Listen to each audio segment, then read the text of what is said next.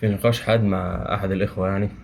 فكان في نقاش ومشكلة محتدمة ومشكلة كبيرة لاحظت إن هي عند أغلب الناس.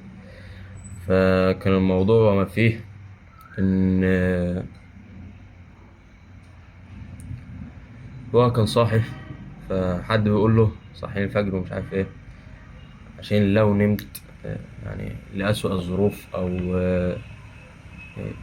اعتمد عليه يعني عشان لو لأسوأ الظروف لو معرفش يصحى أو نام أو المنبه مصحوش فيصحيه. فكان رده هو بكل بساطة، هو كان صاحي فعلا وما صحهوش.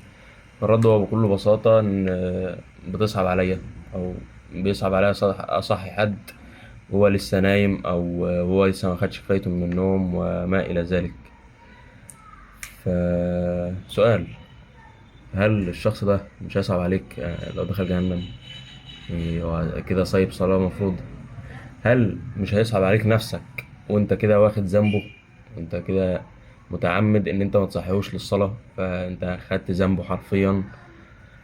فهل مش هيصعب عليك لو فاتوا الصلاة وفاتوا فرض وأثر في صلاته بسببك أو نتيجة لأن أنت صعب عليك في الدنيا؟ هل مش هيصعب عليك في الآخرة؟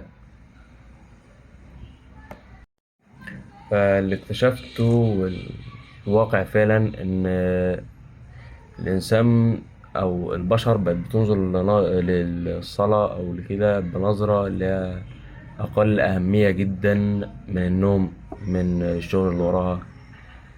فلا، يعني يقول لك الشغل أصل بيصعب عليا الشغل أو بيصعب عليا الإنسان اللي قدامي أو هل هيصعب عليك الشغل ده وأنت في جهنم؟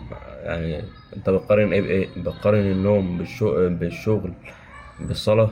بتقارن إيه بإيه؟ بتقارن الدنيا اللي ملهاش أي 30 لازمة تقارنها بصلاة الفجر؟ تقارنها بالركعتين اللي قبل صلاة الفجر؟ تا إيه وجه الاستفادة لو أنت نمت ودخلت جهنم في الآخر؟ يعني استفدنا إيه إحنا بجد؟ فنصيحتي ليك يعني ما يصعبش عليك كافر وما يصعبش عليك مسلم وما يصعبش عليك حد، صحيه للفجر، صحيه للصلاة، أيا كانت بقى فجر ظهر عصر مغرب عشاء. صحيه قوم يصلي، صحيه كمان قبل الفجر يصلي له ركعتين، يعني انت اللي هتاخد حسناته كده، انت اللي هتاخد اجره. انما لو انت سبته ينام سبته يعمل فانت كده اللي واخد ذنبه. يعني لو هو اعتمد عليك فعلا فانت كده اللي واخد ذنبه.